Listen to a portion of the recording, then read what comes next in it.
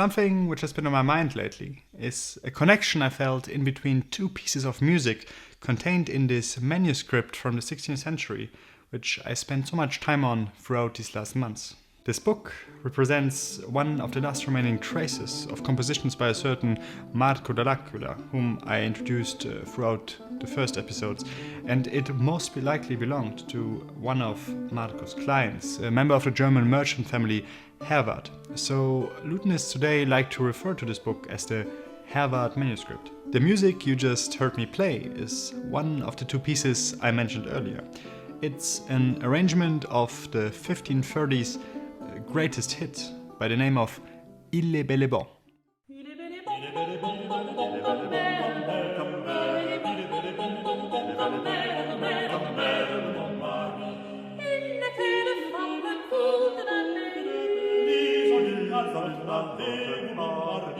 Il est bel et bon and many other French chansons were printed in Paris by Piere Attaingnant, whom you might remember from last week's episode.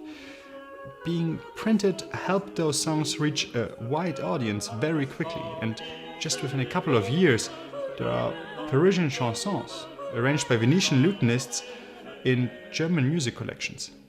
We are dealing with a similar situation to what we had in episode 4, the one about Clément Janequin's song La Guerre.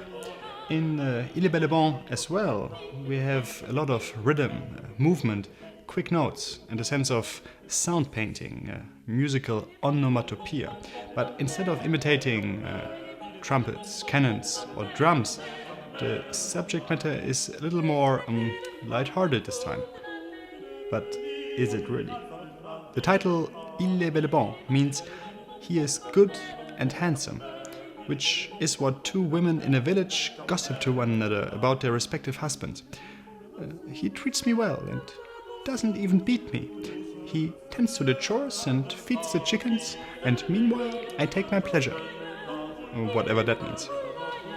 Aside from the imitation of hens cackling and involved private conversation, the most memorable feature of the song is this little theme repeated over and over throughout all the voices, always with the words Il est bel et bon. This brings us to the second piece I mentioned in the beginning. In the Herwarth manuscript, we find a pretty little composition with the enigmatic title Ricercar de Maestro Marco dell'Aquila, caro e H-H-E. So it's a ricercare by Marco.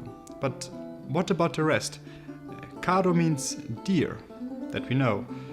In his 1984 dissertation, Arthur Ness proposed that the letters H and H-E refer to the owner of this manuscript, Hans Herwarth, and thus the A probably stands for amico. So what we have here is a ricercar by Maestro Marco dall'Aquila for dear friend Hans Herwarth. Might this be a personal dedication, a gesture of friendship perhaps? Let's have a listen.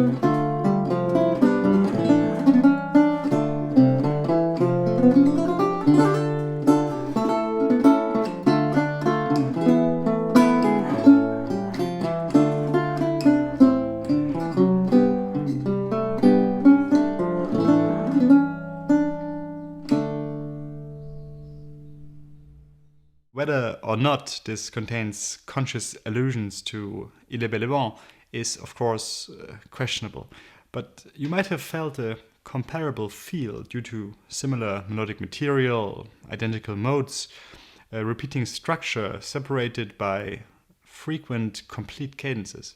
And besides, who wouldn't refer to his friend as good and handsome? How friendship between a merchant from Augsburg and a musician from Venice might have come about in the 16th century is a topic for next week's episode.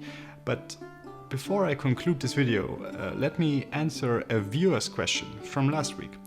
On YouTube, Brandon Espil writes, "Hi Lucas, every time I hear lute, I'm hugely inspired, especially by your Fiorbo playing." Oh, thank you. "I'm a classical guitarist and I won't be parting with my nails. To what degree would this affect my ability to play the instrument?" That is a really good question. The lute technique most common today was developed in the 1970s based on 16th century iconography, after some of the first pioneers on this field had still used a more guitar-related approach like Julian Bream or Emilio Pujol, though somehow this newly reconstructed playing style turned into somewhat of a universal truth, which, historically speaking, never existed. Before the lute had to be revived, each musician just developed a way of playing that suited them and used unique instruments accordingly, which explains the huge range of lute variants from that time, instruments in all shapes and sizes. There exist, in fact, several good leads hinting at some lutenists using nails back in the day. One point that separated the Fiorbo from other lutes is that it was sometimes used with single, not double strings, as seen here. This portrait shows professional musician Girolamo Gallo playing such an instrument, and on closer inspection we can see a bit of extra nail on his thumb. Although the double stringing of other instruments is often used as an argument against playing lutes with nails, this very lifelike painting of high-profile musician Jacques Gauthier shows him with a double-strung archlute or Fiorbo and an even more pronounced nail. If these two 17th century paintings alone shouldn't convince you, there are some more references to be found on Matthew Jones' extensive timeline of Fiobo history, located on his website.